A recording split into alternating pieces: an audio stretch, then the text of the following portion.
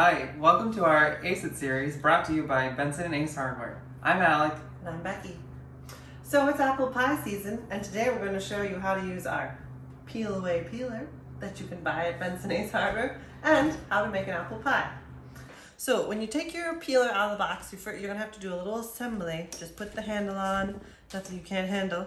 So then once you have it assembled, first thing you want to do is suction the base down like that.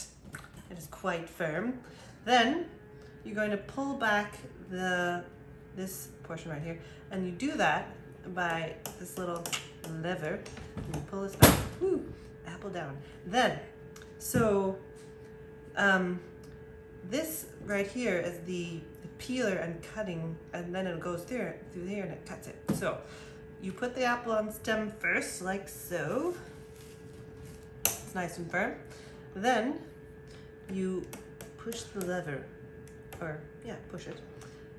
Then you turn the crank, and whoa,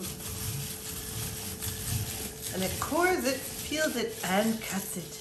It is a fabulous tool. So then you just keep going till you get through this hole here, and all you have to do is just pull it off, and voila, it's fabulous. So, and then you just pull off the old core, like so. And that is how you use it. We've almost got all our apples peeled and chopped. So we'll just do our last one here. And get that going. So smooth, it's like butter. If you don't have this tool, you must buy it. Honestly, I've been making apple pie for years without it, and I'm so sad. So, yeah, and then to clean it, all you do is just rinse it. I don't even use soap. I just rinse it and it's ready to go. The only thing I will say about using the peel away peeler is that your apples will brown faster than if you would cut them by hand. So that's just something to keep in mind. So our pie filling, there are countless recipes out there, but we're just going to do the basic recipe, which is sugar, a little bit of flour, cinnamon, salt, lemon juice. Did I say sugar? Okay, yep. So we'll post the recipe so you can see the proportions. My recipe calls for 6 cups of apples, but this is obviously more because we did double, because we did 2 pies. So we'll say this is about. So let's do a cup and a half. So then it's the simplest part of the pie. Not the sugar. The simplest part of the pie. You put your apples in a bowl, you put all your ingredients, your sugar, your flour, the flour just thickens it a little bit, salt, and the lemon juice helps to prevent browning, and also it really enhances the flavors, it makes them kind of pop. You use the lemon juice to help prevent browning of the apples, and also it really makes the flavors pop as well. And you can just put that in there on top. We made it ours. And then salt, so about half a teaspoon of salt.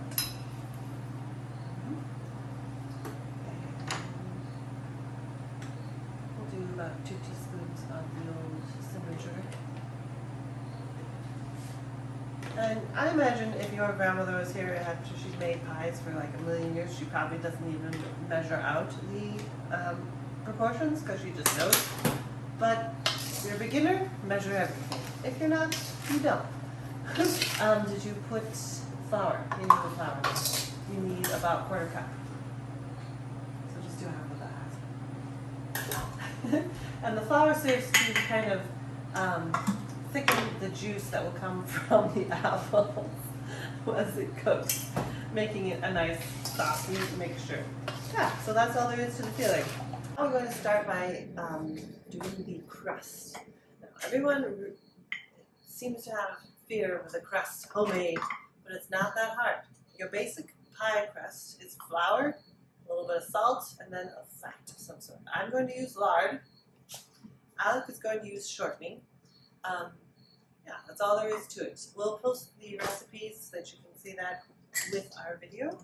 So first what you're going to do is measure out the flour, and then you'll measure it, put in your, it's my recipe and Alex as well, it calls for a dash of salt. That's a dash, just a little boop. Then you mix that up a little bit. Then you're going to do your fat. My recipe is a bit of a cup of lard, and it's just easier for me to measure it. So I've got my little scale here. How much shortening do you use, Alec? Just a half a cup. So we'll do that. And you want, in the case, if you're making a crust with lard or butter, you want it to be cold. You don't want it to sit out all day and be room temperature, squishy. The colder, the better. And then you mix your fat into your crust, to your flour rather, to your dry ingredients. And then you add your cold water. So your basic ingredients, flour, salt, the fat, and then you mix in your water. And you want your water to be cold, preferably from the fridge or cold. So when I'm adding my fat, I cubed it slightly, and there are several methods of adding in your shortening and your lard. Alec is just using his fingers, and he's going to mix it till it's like a pea-sized consistency. I'm going to use this pastry cutter, or my favorite, which is a food processor. You would just add the dry ingredients, pulse it, add the lard, pulse it till it's kind of crumbly, then you would add in the water. But you can also use a pastry blender, which is what we have here. It's a little bit large. And obviously a little smaller bowl would be easier because it will not chasing your flour around everywhere. So you want to kind of, you do not want to mash this till, if you're using lard, in the case of lard, you don't want to mash your crust until it's smooth, like, oh great, I made a smooth consistency. No, you want to leave it so the fat is a little bit like pea size. You handle it too much and it's going to get tough when you cook it. It's going to be kind of brick-like. So the less you handle it, the better. And the first crust that you make probably is going to be nasty. It probably won't work out. But that's why you practice. So no one is born able to make a pie crust. So practice is perfect. So kind of have it pea-sized and kind of good to go. And then I'll add in my water.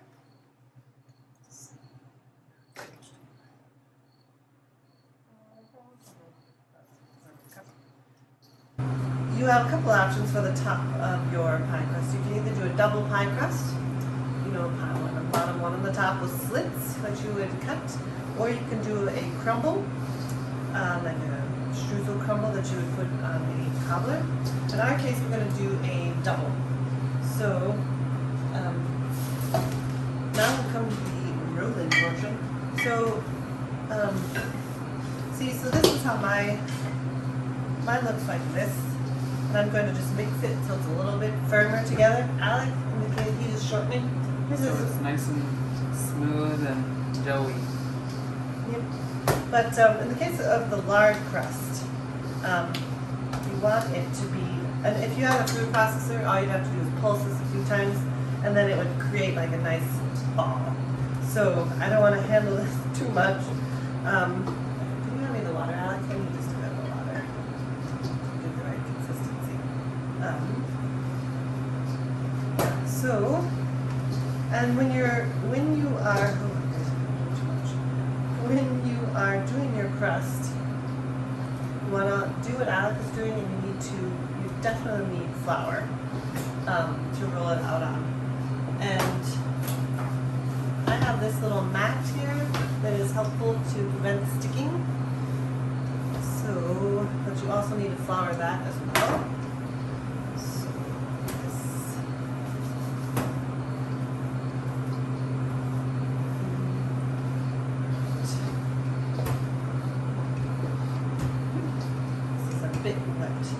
So, and you'll get the hang of it. As you do more crusts, you'll be able to tell. Like my crust is a bit wet. I kind of added a little bit too much water, but that'll be all right. And also I have the sleeve that also helps to prevent sticky. Although I have a non-stick rolling pin, but it's just useful. So then you're gonna put it in the middle, and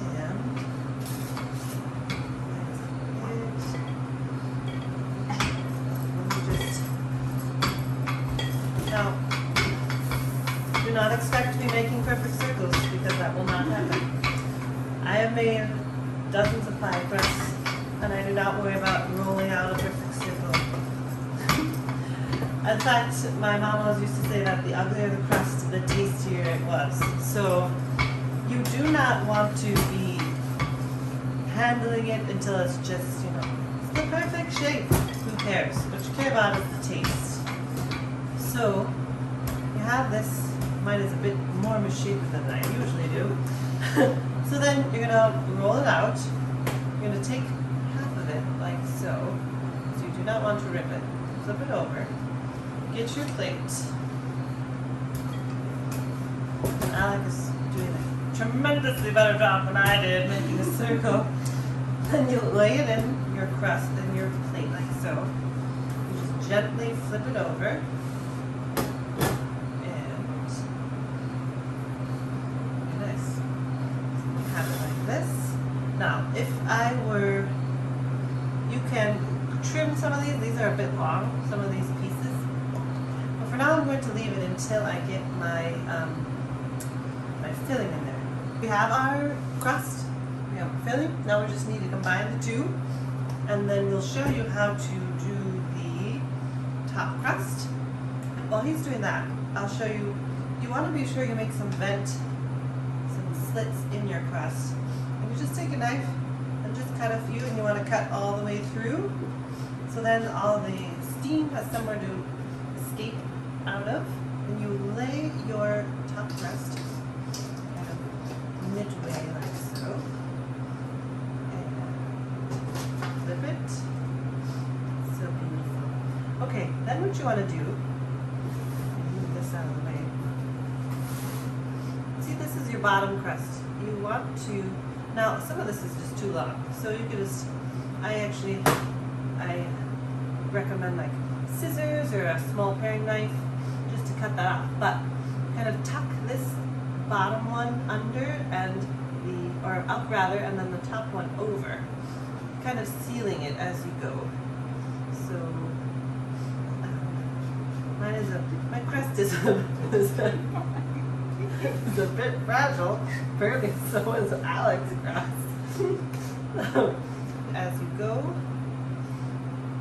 bringing the top crust over the bottom crust and then tucking it in. See, Alec, he's doing the crimping. So this is my method. He uses the finger stab method.